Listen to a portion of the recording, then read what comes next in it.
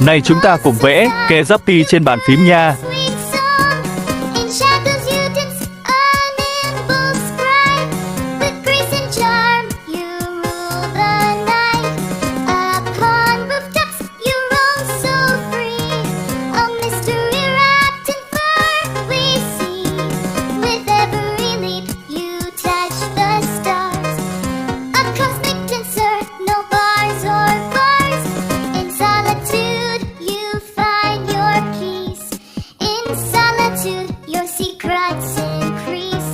Cảm ơn mọi người đã xem. Nhớ bấm like và đăng ký theo dõi video tiếp nha.